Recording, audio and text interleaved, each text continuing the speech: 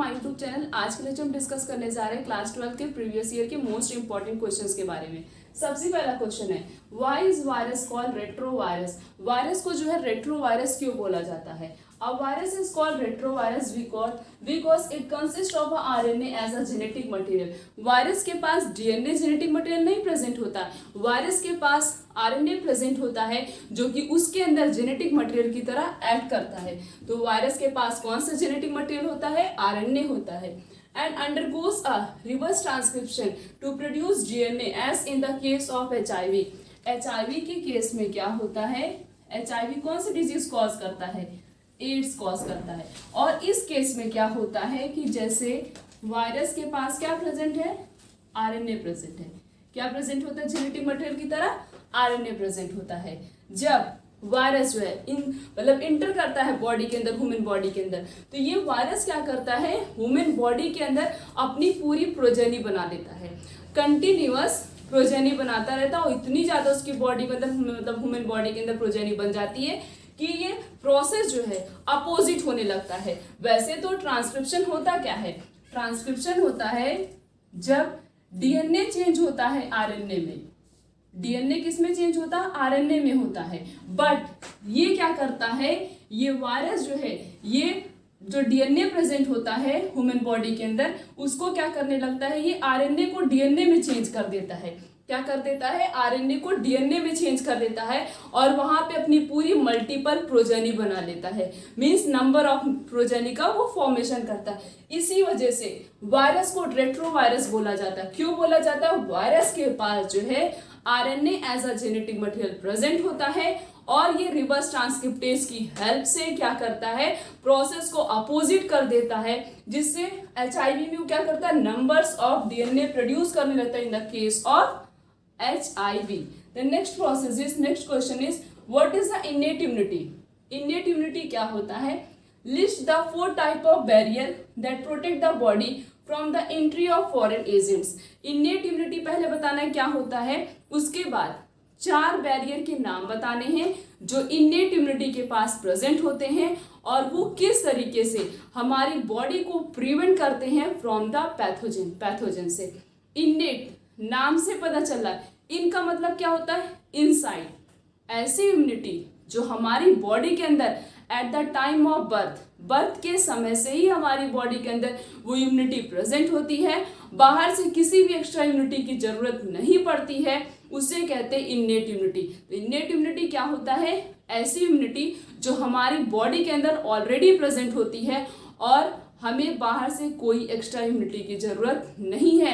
ये immunity birth के समय से ही प्रेजेंट रहती है या बर्थ के बाद इसका फॉर्मेशन नहीं होता, बर्थ के समय से ही प्रेजेंट होता है, उसे कहते हैं इन्नेट इम्यूनिटी। ये तो बात हो गई इन्नेट इम्यूनिटी क्या होता है। नेक्स्ट पूछा गया कि 4 बैरियर प्रेजेंट होते हैं इन्नेट इम्यूनिटी के, उस चारों बैरियर का नाम बताना है। वो 4 बैरियर हैं। सबसे पहला है फिजिकल, फिजियोलॉजिकल, सेलुलर और साइटोकाइनिन। क्या क्या होता है? फिजिकल, फिजियोलॉजिकल और सेलुलर और साइटोकाइनिन। इन चारों बैरियर के पास जैसे कि टीयर इन द आइज और स्लाइवा के अंदर क्या प्रेजेंट होता है? लाइसोजाइम प्रेजेंट होता है, PRML प्रेजेंट होता है और WBC प्रेजेंट होता है, नेचुरल किलर सेल्स प्रेजेंट होती, इंटरफेरॉन प्रेजेंट होता है, स्टमक से HCl सिक्रीट होता है और म्यूकस प्रेजेंट होता है, म्यूकस की लाइनिंग प्रेजेंट होती है अलग अलग।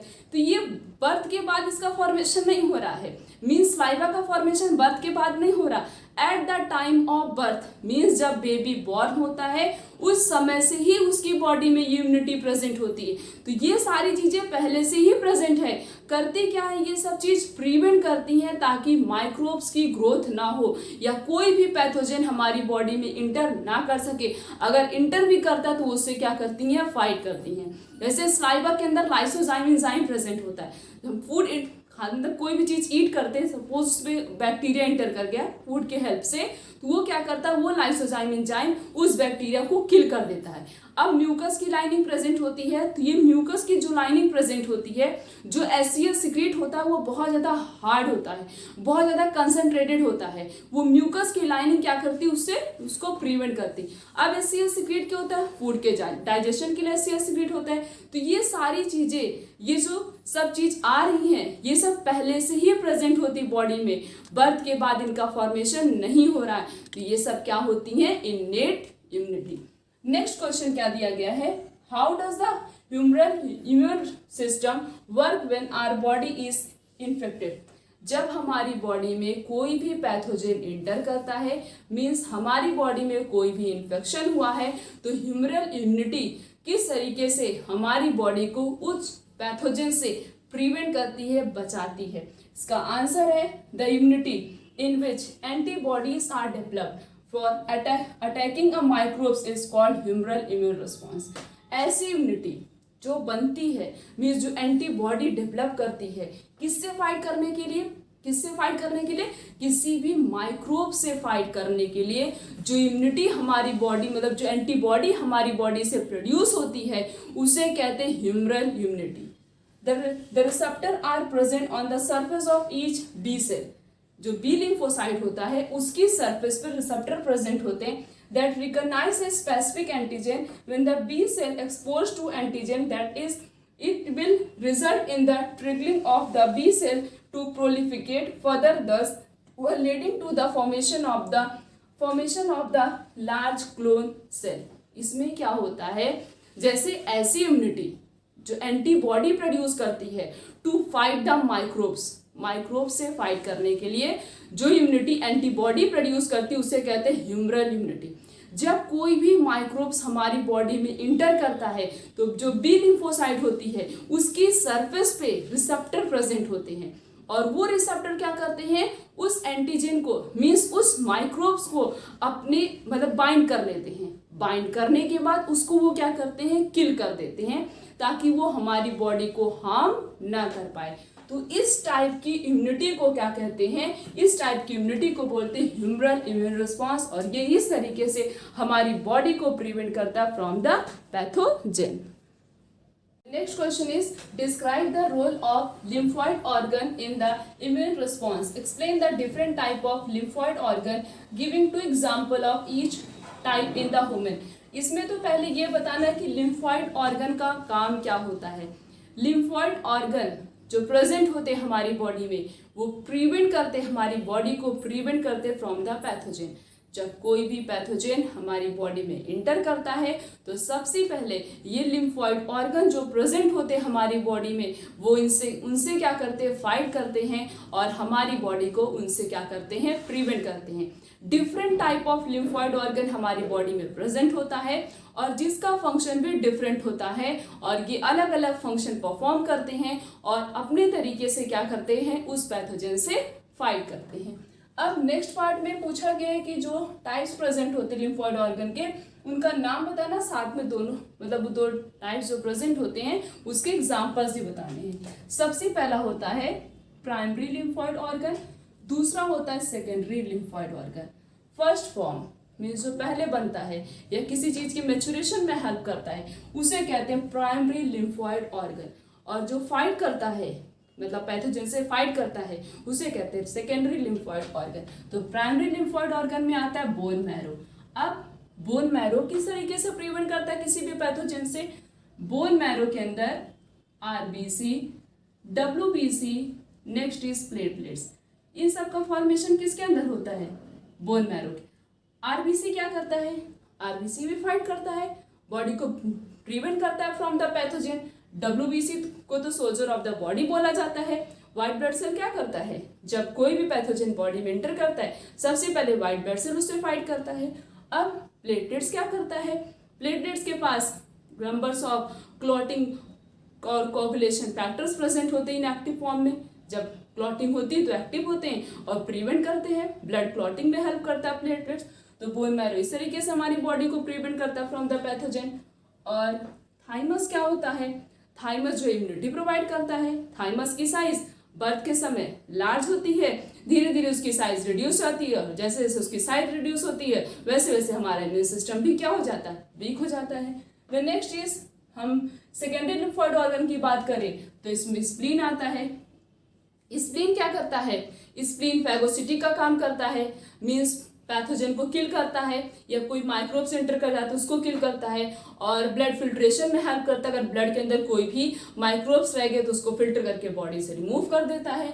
लिम्फ नोड क्या करता है? बॉडी में जहाँ भी जॉइंट्स प्रेजेंट होती हैं वहाँ पे लिम्फ नोड प्रेजेंट होते हैं जगह जगह पे। अगर कोई पैथोजन इंटर करता है या कोई माइक्रोब्स इंटर करता है तो लिम्फ नोड क्या करते हैं? उसको उससे बाइंड कर लेते हैं और उसको क्या करते हैं? धीरे धीरे किल कर देते हैं। नेक्स्ट इज टॉन्सिल अपेंडिक्स, ये भी क्या करता है? ये भी प्रिवेंट करता है फ्रॉम द पैथोजन। तो इस तरीके से प्राइमरी लिम्फोइड ऑर्गन और सेकेंडरी लिम्फोइड ऑर्गन दोनों क्या करते हैं? दोनों मिलके हमारी बॉडी को प्रिवेंट करते हैं फ्रॉम द पैथोजन, पैथोजन से फाइट करते हैं। नेक्स्ट क्वेश्चन पूछा गया, explain the replication of HIV with the help of diagram. Diagram की हेल्प से HIV का रिप्लिकेशन बताना है, और इसका डायग्राम जो है NCERT की बुक में बना हुआ है, वही डायग्राम हम बना देंगे। बट अगर एक्सप्लेन करने को पूछा जाए तो किस तरीके से HIV pathogen means HIV virus हमारी बॉडी को डिस्ट्रॉय करता है। सबसे पहले जब ये HIV इंटर करता है तो सबसे पहले ये मैक्रोफेज पे अटैक करता है। किस पे अटैक करता है? मैक्रोफेज पे। मैक्रोफेज के बाद ये क्या करता है? हेल्पर टी लिम्फोसाइट जो प्रेजेंट होती हैं उस पे अटैक करता है, मीन्स हमारी टी लिम्फोसाइट सेल को डिस्ट्रॉय कर देता है। जो भी नई टी लिम्फोसाइट सेल बनती है उसको भी वो डिस्ट्रॉय कर देता है, जिसकी वजह से ये अपनी नंबर्स ऑफ प्रोजेनी बना लेता हमारी बॉडी में, और हमारी बॉडी उस पैथोजन से फाइट नहीं कर पाती है। और इसके साथ साथ और भी बहुत ज़्यादा एक्स्ट्रा पैथोजन जो है, एक्स्ट्रा पैथोजन हमारी बॉडी पे अटैक करना स्टार्ट कर देते हैं। हम इसमें डायग्राम बना देंगे और 1-2 पॉइंट लिख देंगे, कितना बहुत ज़्यादा सफिशिएंट है। सबसे पहला क्वेश्चन है, what are the features of plasmid being using as a cloning vector. Plasmid को जो है as a for the purpose of cloning vector के लिए यूज किया जाता है। अब उसका यूज क्यों किया जाता है? उसका मतलब उसके पास ऐसी कौन सी चीज, ऐसी कौन सी प्रॉपर्टी प्रेजेंट होती है जिसकी वजह से प्लाज्मिड को एज अ क्लोनिंग वेक्टर की तरह यूज किया जाता है। सबसे पहली प्रॉपर्टी तो ये होती है, it should have a origin of replication. उसके पास खुद का ही ओरिजिन ऑफ रेप्लिकेशन प्रेजेंट होता। अब ये ओरिजिन ऑफ रेप्लिकेशन का क्या मतलब है? ओरिजिन ऑफ रेप्लिकेशन का मतलब होता है कि डीएनए की जहाँ से कटिंग होती है और डीएनए जहाँ से रिप्लिकेशन की प्रॉपर्टी शो करता है, मीन्स जहाँ से डीएनए रिप्लिकेट करता है, उसे कहते हैं origin of replication. Next property ये प्रेजेंट होती प्लाज्मिड के पास, it should have a selective markers. बहुत सारे मार्कर्स बायोटेक्नोलॉजी में लिखे गए सिलेक्टिव मार्कर्स के नाम, तो इसके पास सिलेक्टिव मार्कर्स प्रेजेंट होता है। Next property, it should have a restriction site, और इसके पास खुद का रिस्ट्रक्शन साइट प्रेजेंट होता है। ये 3 प्रॉपर्टी प्लाज्मिड के पास प्रेजेंट होती है, जिसकी वजह से प्लाज्मिड को as a cloning vector use किया जाता है।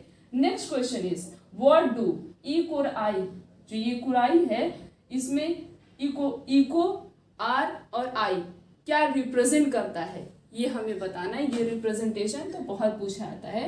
जैसे इको क्या रिफर्स करता है? इको एक प्रकार का स्पीसीज होता है, और इसमें से आर किसके लिए यूज किया जाता है?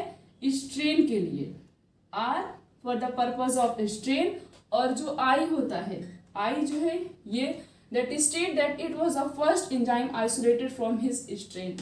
जब पहले डिस्कवरी की जाती थी तो नाम कैसे रख दिया जाता है, कब कब उनकी डिस्कवरी की है, तो इसकी डिस्कवरी फर्स्ट नंबर पे हुई थी, तो इसलिए इसको नाम रख दिया ECORI, आई रख दिया, मीन्स इसकी डिस्कवरी फर्स्ट नंबर पे होती। तो जिसके अकॉर्डिंग, मतलब जैसे डिस्कवरी होगी उसी के अकॉर्डिंग पहले क्या कर दिया जाता है? नेमिंग कर दी जाती। तो इस तरीके से ECORI की भी नेमिंग की गई है। इको क्या है? एक प्रकार का स्पीसीज है। आर किसके लिए होता है? स्ट्रेन के लिए होता है। आई क्या स्टेट करता है? आई ये स्टेट करता है कि ये पहला एंजाइम है जिसको आइसोलेट किया गया है from the strain. Next question is, what is genetic engineering. Genetic engineering क्या होता है? Genetic engineering is a technique mainly used to change or to modify the genetic material, that is DNA or RNA, and is to introduce them into other organism. Genetic engineering का मतलब होता है DNA या RNA को क्या करना, और ज़्यादा मॉडिफाई करना। मॉडिफाई का मतलब होता है कि जैसे उसके अंदर कुछ ऐसी एक्स्ट्रा जीन इंट्रोड्यूस करा देना कि ताकि उसकी बॉडी जो है वो और ऑर्गेनिज्म के कंपैरिजन में स्पेशल रहे और एकदम अलग रहे, उसे कहते हैं जेनेटिक इंजीनियरिंग। इसमें यही लिखा गया, जेनेटिक इंजीनियरिंग एक ऐसी टेक्निक होती है जिसका यूज किया जाता है टू चेंज और to modify the genetic material, that is DNA और RNA, and it to introduce, उसके बाद मॉडिफाई करने के बाद जेनेटिक मटेरियल। ऐसे कुछ ऑर्गेनिज्म होते हैं जिनके अंदर जेनेटिक मटेरियल डीएनए प्रेजेंट होता है, कुछ ऑर्गेनिज्म होते हैं जिनके अंदर जेनेटिक मटेरियल आरएनए प्रेजेंट होता है। तो उसको मॉडिफाई करना, उसको चेंज करना, उसके बाद उसको अदर ऑर्गेनिज्म के अंदर इंट्रोड्यूस करा देना, उसे कहते हैं genetic engineering. The next is what are the principle of biotechnology. Biotechnology का प्रिंसिपल क्या होता है? The modern biotechnology started with a crucial technologies. Modern biotechnology है उसके दो प्रिंसिपल होते हैं। सबसे पहला है जेनेटिक इंजीनियरिंग। अगर जेनेटिक इंजीनियरिंग में हमें कुछ लिखना है तो यहाँ पे तो मैंने बता ही दिया, जेनेटिक इंजीनियरिंग एक ऐसी टेक्निक होती है जिसमें क्या किया जाता है, modify the genetic material that is DNA और RNA and then introduce it into the other organism is known as genetic engineering. उसके बाद है केमिकल इंजीनियरिंग। का क्या मतलब? केमिकल इंजीनियरिंग का मतलब होता है कुछ ऐसा स्पेशल केमिकल का यूज करना जो इन्वायरमेंट के लिए भी हार्मफुल ना हो और ह्यूमन बीइंग के लिए भी ना हार्मफुल हो, और उसको जो है हम इंट्रोड्यूस कर रहे हैं अगर किसी भी ऑर्गेनिज्म के अंदर, उसके लिए भी वो हार्मफुल ना हो और उसको हम किसी भी एक्टिविटी के लिए यूज कर सकते हैं, उसे कहते हैं केमिकल इंजीनियरिंग। तो मॉडर्न बायोटेक्नोलॉजी का दो application, first is genetic engineering and second is chemical engineering. Next question is how is biotechnology useful in developing food crops and in agriculture problem. ये बहुत इंपॉर्टेंट क्वेश्चन है। ये पूछा जाता है कि बायोटेक्नोलॉजी का इसमें जो एग्रीकल्चर से रिलेटेड प्रॉब्लम होती हैं उसको फीड ऑफ करने के लिए, उसको इम्प्रूव करने के लिए बायोटेक्नोलॉजी कौन सा इंपॉर्टेंट रोल परफॉर्म करता है। सिंपल, इसका हमें यही आंसर देना। बायोटेक्नोलॉजी की हेल्प से बायो फर्टिलाइजर्स बनाए गए हैं। अब ये बायो फर्टिलाइजर्स क्या होता है? बायो फर्टिलाइजर्स एक स्पेशल फर्टिलाइजर होता है जिसके अंदर ना तो कोई केमिकल, ना कोई पेस्टिसाइड, ना हर्बिसाइड्स, कुछ नहीं प्रेजेंट होता है, और वो क्या करता है, सॉइल की क्वालिटी को इंक्रीज करता है ना कि डिक्रीज करता है। और जो हम केमिकल का यूज करते हैं वो क्या करता है, सॉइल इरोजन तो कॉज करता ही है, साथ साथ में सॉइल की क्वालिटी को डिक्रीज कर देता है, जिसकी वजह से क्रॉप की प्रॉपर ग्रोथ नहीं हो पाती। तो बायोटेक्नोलॉजी की हेल्प से बायो फर्टिलाइजर्स बनाए गए हैं जिसका यूज किया जाता है क्रॉप में, और वो क्रॉप को भी नहीं डैमेज करेंगे, कोई इंसेक्ट्स भी उसके ऊपर नहीं आके अटैक करेगा, और अगर उसे ह्यूमन बीइंग ईट कर रहे हैं या कोई एनिमल्स उसे ईट कर रहा है, उसके ऊपर फीड कर रहा है, वो उसके लिए भी हार्मफुल नहीं होगा। तो इस तरीके से एग्रीकल्चर की प्रॉब्लम को सॉल्व ऑफ करने के लिए बायोटेक्नोलॉजी का यूज किया जाता है। Next question is what is the polymerase chain reaction. PCR क्या होता है? What are the step involve. PCR में कौन कौन से स्टेप इन्वॉल्व होते हैं? थर्ड पार्ट में पूछा गया पीसीआर का एप्लीकेशन क्या होता है। पहले तो हमें बताना है कि पीसीआर क्या होता है। The PCR is a process used in molecular biology. Molecular biology में जिस प्रोसेस का यूज किया जाता है उस प्रोसेस को कहते हैं PCR, that is polymerase chain reaction, to obtain several copies of specific segment of DNA. PCR का मेन यूज इसलिए किया जाता है, जैसे कोई डिजीज हो गई, अगर हम उसकी मल्टीपल कॉपी बनाएंगे तो उस डिजीज को आइडेंटिफाई करना बहुत ही ज़्यादा इजी होगा। तो इसलिए पीसीआर का यूज किया जाता है to make the multiple copy of the DNA. DNA की मल्टीपल कॉपी बनाने के लिए पीसीआर टेक्निक का यूज किया जाता है, उसी को कहते हैं पीसीआर। अब स्टेप कौन कौन से होते हैं, स्टेप को एक्सप्लेन नहीं करना, बस स्टेप का नाम लिखना है। Denaturation, annealing, and extension.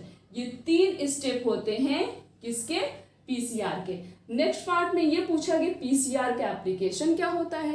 Application का मतलब इंपॉर्टेंस, उसका यूज कहाँ किया जाता है। पीसीआर का यूज किया जाता है फॉरेंसिक साइंस में, पीसीआर का यूज किया जाता है रिसर्च और जेनेटिक में, किसी चीज को रिसर्च करने के लिए, किसी भी जेनेटिक डिसऑर्डर को रिसर्च करने के लिए, कोई भी जेनेटिक डिसऑर्डर हुआ है अगर किसी भी पर्सन को, उसको आइडेंटिफाई करने के लिए पीसीआर का यूज किया जाता है। नेक्स्ट इज मेडिसिन के पर्पस में भी पीसीआर का यूज किया जाता है। ये थे कुछ इंपॉर्टेंट क्वेश्चंस जो प्रीवियस ईयर के इंपॉर्टेंट क्वेश्चन है, पूछे ही जाते हैं। हमने इस लेक्चर में प्रीवियस ईयर के मोस्ट इंपॉर्टेंट क्वेश्चंस के बारे में डिस्कस किया। आने वाले लेक्चर में इस तरीके से और भी बहुत सारे क्वेश्चंस के बारे में डिस्कस करेंगे। आज के लेक्चर यहीं तक, थैंक यू।